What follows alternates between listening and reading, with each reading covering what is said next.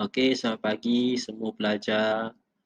Okey, untuk hari ini kita akan belajar tentang pola ayat dasar yang terdapat dalam buku teks tingkatan 4 Bahasa Melayu di halaman 169. Okey, untuk aktiviti hari ini, sebelum itu cikgu akan terangkan kepada semua tentang standard kandungan. Okay, untuk standard kandungan, untuk tajuk kita hari ini adalah 5.3, memahami dan menggunakan ayat yang sesuai dalam pelbagai bidang. Manakala untuk standard pembelajaran pula adalah 5.3.2, mengenal pasti dan menggunakan ayat dasar dengan betul. Okey, untuk objektif pembelajaran kita hari ini, pada akhir PDPC, pelajar akan dapat menyenaraikan sekurang-kurangnya 3 hingga 4 pola ayat dasar dalam bahasa Melayu.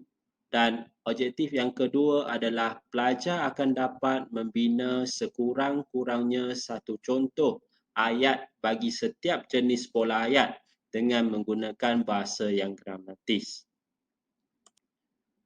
Okey, untuk definisi pola ayat, dalam bahasa Melayu, ayat dasar ialah ayat yang menjadi dasar atau sumber bagi pembentukan semua ayat lain dalam sesuatu bahasa. Melalui pola ayat dasar, maka terbentuklah ayat-ayat lain seperti ayat tunggal, mazmuk, aktif, pasif dan sebagainya. Setiap ayat dasar terbentuk daripada dua unsur iaitu subjek dan predikat. Dan yang keempat adalah ayat dasar juga dikenali sebagai ayat mudah atau ayat inti. Okey, dalam bahasa Melayu ada 4 pola ayat dasar berdasarkan unsur-unsur binaan ayat. Empat-empat pola ayat ini perlulah dihafal oleh semua pelajar. Apa 4 pola ayat tersebut? Iaitu yang pertama adalah frasa nama tambah frasa nama atau dikenali juga sebagai FN plus FN. Dan yang kedua, frasa nama tambah frasa kerja dan juga dikenali sebagai frasa nama FN tambah FK. Seterusnya, yang ketiga, frasa nama tambah frasa adjektif dan juga dikenali sebagai FN tambah FA. Dan yang terakhir iaitu frasa nama tambah frasa sendi nama iaitu dikenali juga sebagai FN tambah FSN. Okey, untuk contoh ayat bagi frasa nama tambah frasa nama, di sini cikgu bagikan contoh ayat iaitu Daniel pelajar. Daniel merupakan frasa nama iaitu sebagai subjek, manakala pelajar adalah predikat dan merupakan frasa nama. Oleh itu, ayat ini merupakan pola ayat FN tambah FN. Manakala contoh ayat yang kedua iaitu Daniel berlari.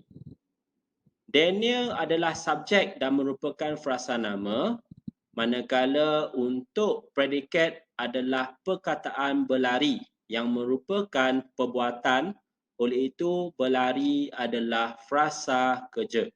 Oleh itu contoh ayat ini adalah pola ayat FN tambah FK. Okey, yang seterusnya, yang ketiga.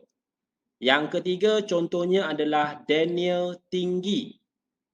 Seperti biasa, yang hadapan Daniel adalah subjek dan subjek merupakan frasa nama, manakala tinggi adalah predikat dalam ayat ini, tinggi merupakan frasa adjektif.